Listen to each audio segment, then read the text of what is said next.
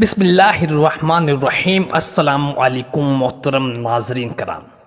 اللہ تعالیٰ کے برگزیدہ بندوں اور اس کے پیغمبروں کا یہ شیوہ ہے کہ جب کوئی بھی انہیں مقابلے کے لیے للکارے تو یہ ان کی شان کے خلاف ہے کہ وہ اس کے مقابلے سے انکار کریں۔ نبی کریم صلی اللہ علیہ وآلہ وسلم کی مبارک زندگی میں دو ایسے واقعات روایت کیے گئے ہیں جن سے آپ صلی اللہ علیہ وآلہ وسلم کی عرب کے دو مشہور پہلوانوں کے ساتھ مقابلے کا ذکر ملتا ہے۔ آج ہم آپ کو انہی دو پہلوانوں کے ساتھ نبی کریم صلی اللہ علیہ وآلہ وسلم کے مقابلے کا واقعہ بیان کریں گے۔ رکانہ عبد بن یزید عرب کا ایک مشہور اور نامی گرامی پہلوان تھا۔ وہ پوری دنیا میں پہلوانی کے مقابلے لڑنے اور جیتنے کے حوالے سے بے حد مشہور تھا۔ پورے مکہ مکرمہ میں کوئی بھی ایسا جانسار پہلوان نہیں تھا جو اس کو پہلے ہی داؤ میں پٹخ ڈالے۔ وہ بہت مغرور اور طاقتور شخص تھا۔ آپ صلی اللہ علیہ وآلہ وسلم نے جب اعلان نبوت بلند کیا تو مشرکین مکہ آپ صلی اللہ علیہ وآلہ وسلم کے بے حد خلاف ہو گئے اور آپ پر ظلم و زیادتی کے پہاڑ توڑنے لگے۔ ابو جہل نے ایک دن اپنے ساتھیوں کے ساتھ رکانہ کو اپنے گھر دعوت پر بلایا اور اس کی خوب آؤ بھگت کی اور اس سے کہنے لگے کہ تم جانتے ہو کہ محمد بن عبداللہ ایک نیا دین لے کر آئے ہیں۔ ہم چاہتے ہیں کہ تم ان کو مقابلے کے لیے للکارو اور ان کو شکست فاش دے دو تاکہ محمد صلی اللہ علیہ وآلہ وسلم کو نعوذ باللہ شکست دے کر مسلمانوں کے سر جھکا دیے جائے۔ رکانہ نے جب یہ بات سنی تو وہ غصے سے آگ بگولا ہو گیا اور کہنے لگا کہ میں کبھی بھی ایسا کام نہیں کروں گا جس سے پورے عرب میں میری توہین ہو۔ میرے نام سے بڑے بڑے پہلوان ڈرتے اور کانپتے ہیں اور تم چاہتے ہو کہ میں ایک نوجوان بچے کے ساتھ مقابلہ کروں جس نے کبھی آج تک کشتی نہیں لڑی۔ ایسا ممکن نہیں۔ رکانہ ابو جہل اور اس کے ساتھیوں کو برا بھلا کہتا ہوا وہاں سے چلا گیا۔ محترم دوستو، آپ جانتے ہیں کہ نبی کریم صلی اللہ علیہ وآلہ وسلم کے خلاف مشرکین مکہ ہی نہیں بلکہ یہودیوں کی بھی ایک جماعت تھی جو آپ صلی اللہ علیہ وآلہ وسلم کے سخت خلاف اور آپ کو شہید کرنا چاہتی تھی۔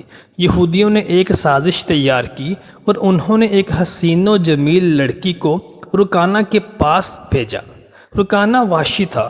اس نے جب حسین و جمیل لڑکی کو اپنی طرف مائل ہوتے ہوئے دیکھا تو اس سے کہنے لگا کہ تم میرے خوبصورت جسم اور میری طاقت سے متاثر ہو۔ اس نے کہا ہاں ضرور، مگر تم محمد سے ڈرتے ہو اس لیے تم نے ان کو مقابلے کے لیے نہیں للکارا۔ اگر تم محمد کو شکست فاش دے دو تو میں تمہیں اپنا جسم انعام کے طور پہ دوں گی۔ رکانہ نے جب یہ سنا تو وہ فوراً آپ صلی اللہ علیہ وآلہ وسلم کی بارگاہ میں حاضر ہوا اور کہنے لگا محمد آپ صادق اور امین ہیں اور ایک نیک انسان ہیں۔ میں آپ کو اپنے ساتھ مقابلے کی دعوت دیتا ہوں، لیکن یہ دعوت دشمنی کے طور پہ نہیں ہوگی بلکہ ایک چچا اور بھتیجے کی آپس میں کشتی ہوگی۔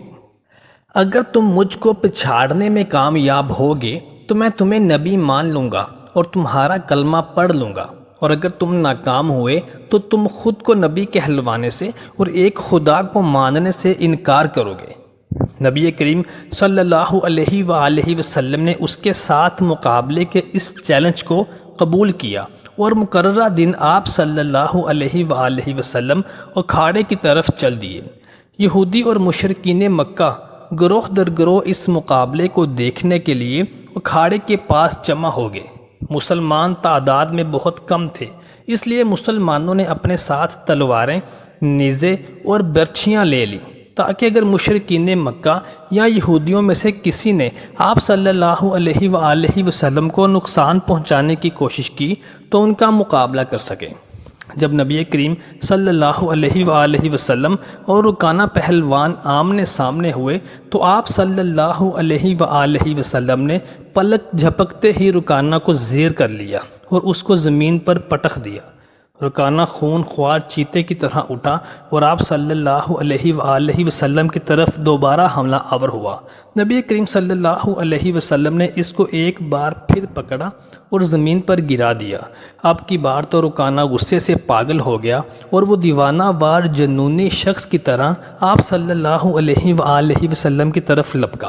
نبی کریم صلی اللہ علیہ وآلہ وسلم نے اس بار پھر اس کو دبوچا اور زمین پر دے مارا۔ 3 بار زمین پر پٹکنے کی وجہ سے اس میں اٹھنے کی ہمت نہ رہی تو بڑی مشکل سے اٹھا اور اکھاڑے میں سے واپس جانے لگا تو نبی کریم صلی اللہ علیہ وآلہ وسلم نے اس کو للکارا اور کہا رکانہ اپنا وعدہ یاد کرو اور اسی مجمع میں اعلان کرو کہ تم دین اسلام کو قبول کرتے ہو۔